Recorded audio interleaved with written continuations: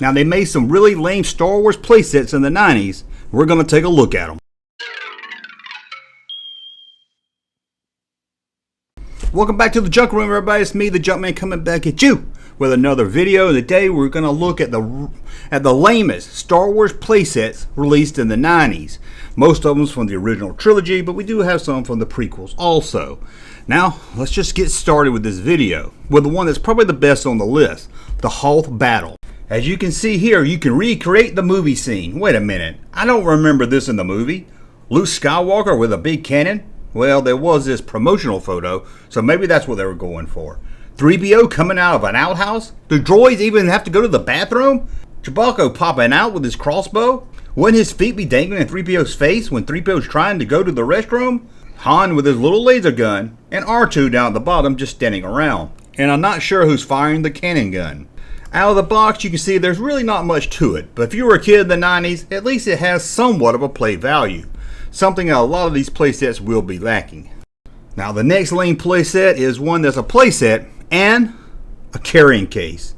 So it's kind of cool you can get two different things for the price of one, and you get a free figure. That's always a plus. The R2-D2 Carryall playset. I don't know about you, but I really hate that they call this a carryall. Sounds like what a man would call his purse. It's not a carryall, it's a freaking carrying case. Or at least call it a collector's case. But anyway, once you open it up, you can see it becomes a feed platform. I guess there's some play value here because the door does slide open. You can have Darth Maul reveal himself like in the movie. Well, here's another prequel playset, so you know it's going to be having something to do with feed and a platform. The motorized feed hanger playset. It comes with a joystick-like lightsaber handle so you can make the figures move around. I guess that's kind of cool. Like the other playsets, it has a door that slides open to reveal Darth Maul. At the top is a catwalk that will collapse. Toys in the 90s was really big about putting big cannons on top of their playsets. We're not done looking at prequel playsets yet, and the lamest probably from the prequels is this one, but it has one cool name. The Feed Generator Complex. By that name, you think this would be an awesome playset, but guess what? It's just a platform again that takes place where Obi-Wan, Qui-Gon, and Darth Maul fight. It's like that's the only scene from the movie Hasbro was shown. It does come with a free figure, but it is a battle droid. And it does have an exploding control panel. I guess that's kind of cool. But once it gets out of the box, you can see kind of how lame this toy looks. But I guess it does have play value, so it can't be the lamest of the playsets.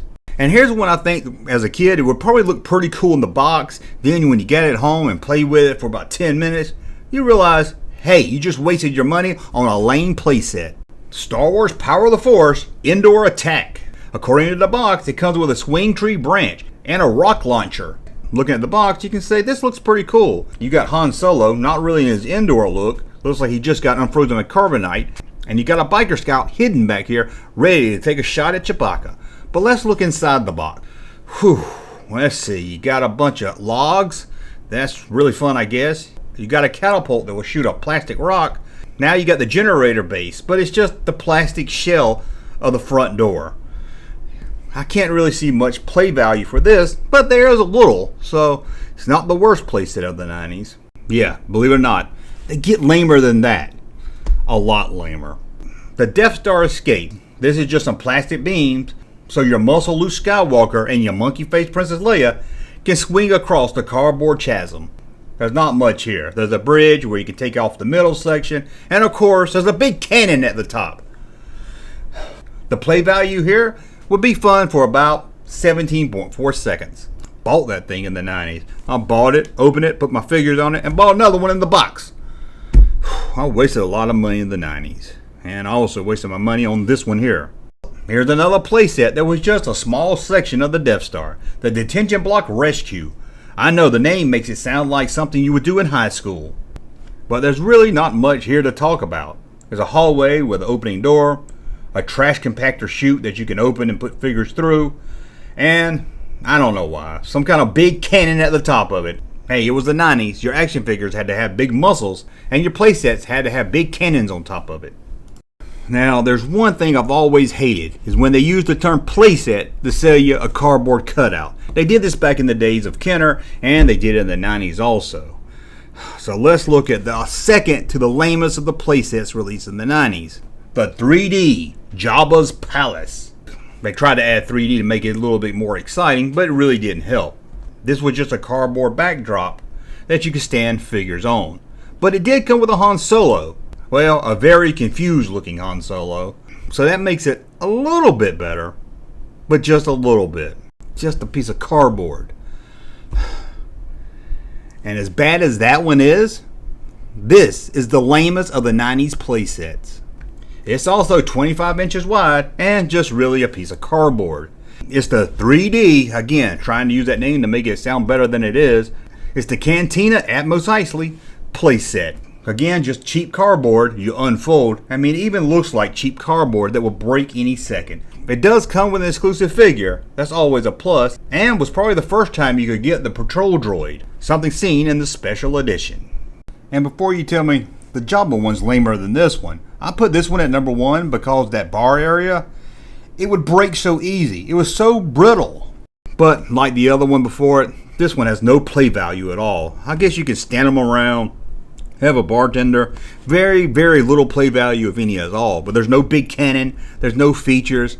Now, before you tell me, those two aren't really playsets.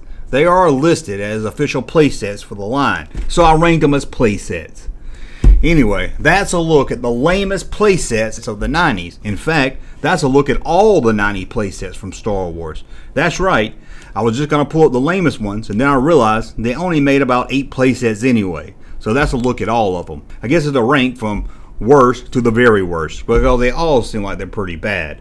Let me know in the comments below, did you have any of these? I sure did, believe it or not, I did.